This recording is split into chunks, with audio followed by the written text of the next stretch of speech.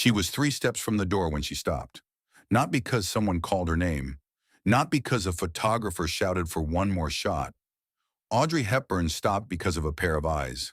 Small, dark, exhausted eyes set in the face of a little girl, sitting in a wheelchair at the very edge of the red carpet barrier, so far to the side that the photographers hadn't even noticed her.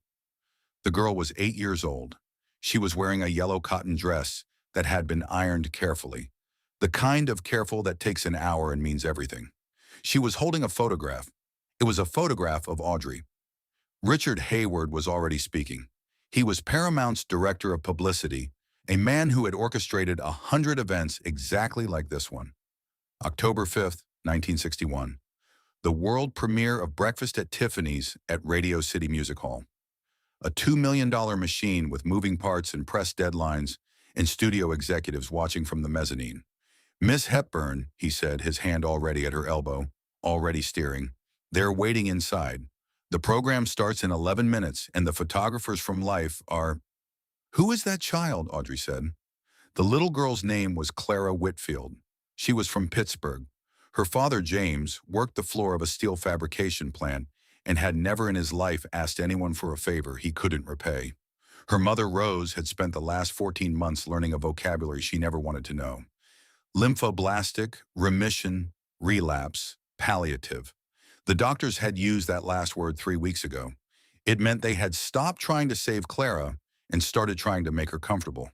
It meant that when James Whitfield called Paramount Pictures 7 times in 4 days, asking, then begging, for 2 tickets to the New York premiere, he was not calling as a fan.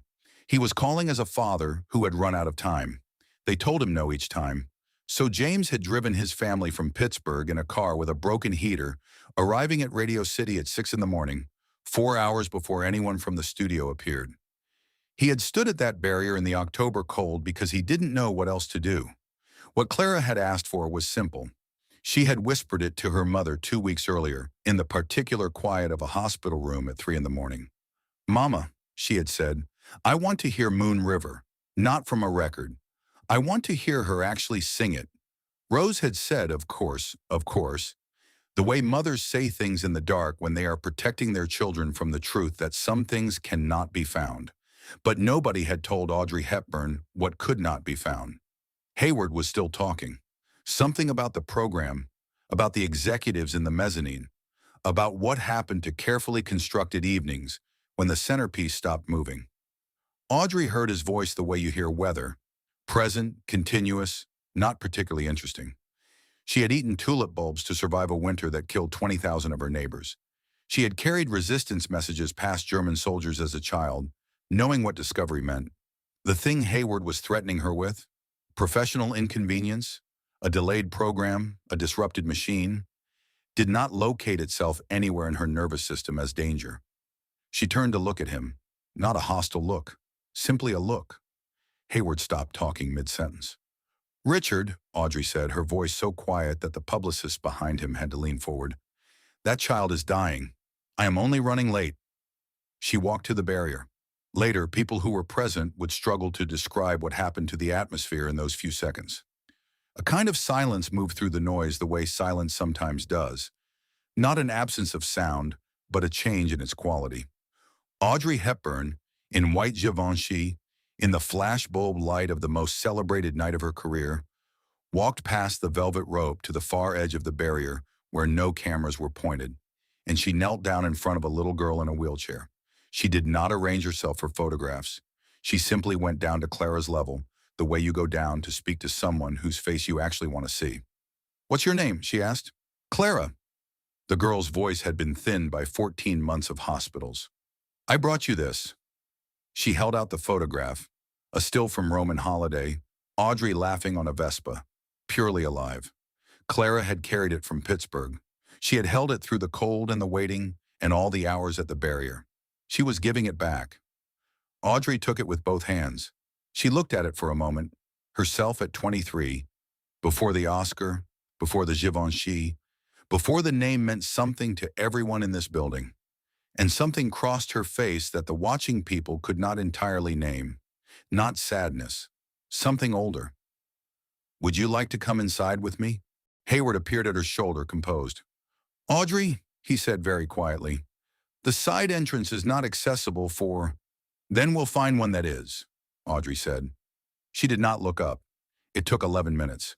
A service entrance on 51st Street, a ramp, a corridor that smelled of old carpet. James Whitfield pushed the wheelchair while a woman in white Givenchy walked beside him, asking about Pittsburgh, asking about his work, actually waiting for the answers. He would say years later that those 11 minutes in the corridor were the strangest of his life, not because of where they were, but because Audrey Hepburn spoke to him the way people spoke to each other before fame was a category. In the middle of the most important night of her professional life, she was genuinely curious about the Whitfield family. They came in as the lights went down. Hayward had arranged seats at the back, unobtrusive, out of the way, the concession to protocol he had salvaged from the situation. Audrey sat next to Clara, not in her assigned seat at the front, not with the executives and the photographers and the people who needed to see her. She sat in the back of Radio City Music Hall next to a child from Pittsburgh, in the dark, as the screen came to life.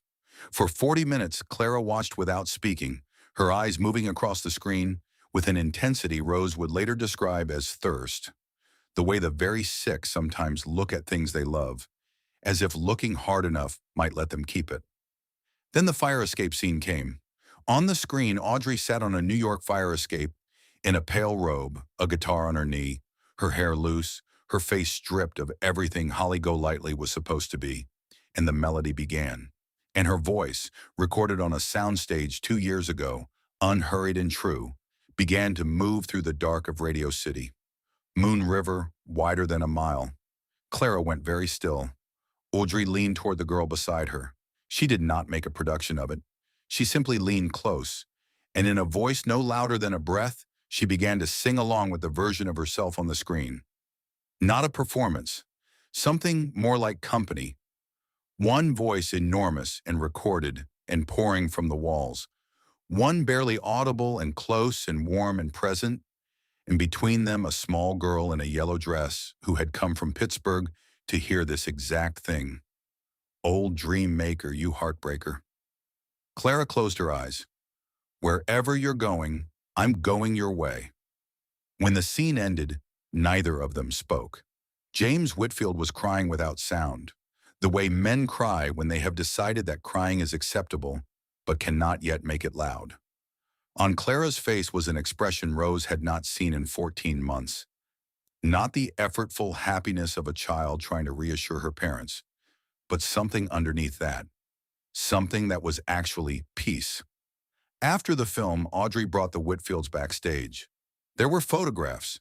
There was a conversation that went on for nearly an hour, during which Clara asked questions about Holly Golightly with the precise curiosity of a child who has thought carefully about what she wants to know, and Audrey answered each one completely, as though there were nowhere else she was supposed to be. Before they left, Audrey removed her white evening gloves, worn on the red carpet, photographed 50 times that evening, and placed them in Clara's lap. "These have been with me since a very important night," she said. "They're lucky. I have the evidence." Clara looked at the gloves and then up. "Were you scared?" she asked. Audrey considered this seriously. "I was terrified," she said, "but I did it anyway. That's the only kind of courage there is." The doctors had said 2 to 3 weeks. Clara Whitfield lived for 4 more months. The change was not physical. The disease continued its work, indifferent to Radio City and white gloves and the kindness of strangers. The change was somewhere else. After that night, Rose said years later, Clara wasn't afraid anymore. She'd gotten the thing she asked for. She knew she was seen. She stopped spending her energy on fear and started spending it on living. Clara died in February 1962. She was holding the white gloves. Hayward filed his report with the studio. The premiere had gone well. Coverage was extensive. The delay on the red carpet had been managed without incident. He did not mention the Whitfields. It had not been, in any professional sense, part of the event. The security guard who had found the 51st Street entrance, a man named Robert Cole, who worked Radio City for 31 years, mentioned it once in a local interview in 1989. A journalist had asked for his most memorable night at the theater. He thought for a while. It wasn't a performance, he said. It was a woman in white kneeling on a red carpet to talk to a little girl, and the way the girl's face had changed when she realized it was real. What Audrey Hepburn did that night never made a headline. She had not done it to make one. She had done it because she had been a child once in a city under occupation, eating what could be found, holding on to small things because the large things were gone, and she had survived it. And the one piece of knowledge that survival had left her, solid and unmovable and worth more than any award anyone ever placed in her hands, was this. The moment in front of you is the only moment that belongs to you. The program, the machine, the mezzanine full of people who needed to see her, all of it could wait. A child in a yellow dress, holding your photograph, could not. Hayward's program had started 11 minutes late. Nobody remembered. Have you ever had a moment when someone stopped everything?